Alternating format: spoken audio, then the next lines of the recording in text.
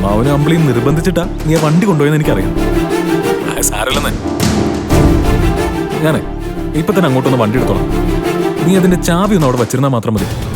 അയ്യോ രഘു, നിനക്ക് വണ്ടി ഇന്ന് തന്നെ വേണം നിർബന്ധമാണോ? പിന്നെ വേണം. എനിക്കെന്നെ വണ്ടി എടുത്താൽ പറ്റില്ലെന്തിരാ. ഞാനേ ഇവിടെ നിന്ന് ആദ്യം കിട്ടുന്ന വണ്ടി കയറി അങ്ങോട്ടേക്ക് വരാം. നീ എന്നാ ഫോൺ വെച്ചോ. Hello, phone cut ചെയ്തില്ലോ.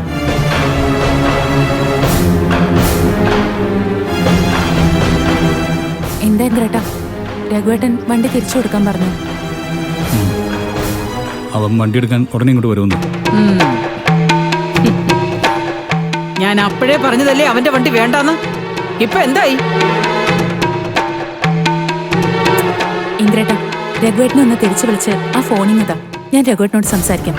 അതൊന്നും വേണ്ടനു. അവനിപ്പോ ആര് പറഞ്ഞാലും തലയിൽ കയറുന്ന അവസ്ഥയിലല്ല. ആ കോൾ എടുക്കാതിരുന്നാ മതിയായിരുന്നു. എടുത്തതെല്ലാം കുഴപ്പമായത്. എന്തു കുഴപ്പം എടുത്താല്? ഫോൺ എടുത്തത് കൊണ്ട് യാത്ര പുറപ്പെടുന്നതിന് മുമ്പ് ഒരു തീരുമാനം എടുക്കാൻ പറ്റി.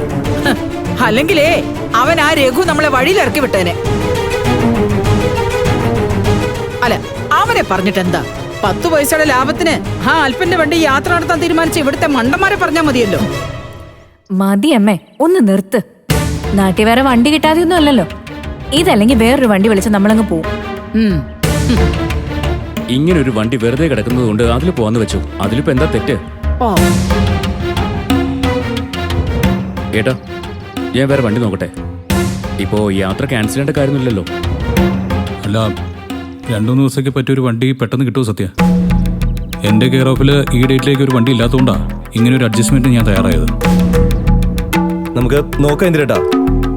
KV ട്രാവൽസ് ഒന്ന് വിളിച്ചു നോക്കിയാലോ സത്യ? ആ, ഉണ്ടെങ്കിൽ അവിടെ കാണും. ഇന്നെന്തോ സ്പെഷ്യൽ ഡേയാ. ഇഷ്ടം പോലെ കല്യാണങ്ങളും മറ്റും കാണും. എന്നാലും ഒന്ന് വിളിച്ചു നോക്കാം. വിളിക്ക്.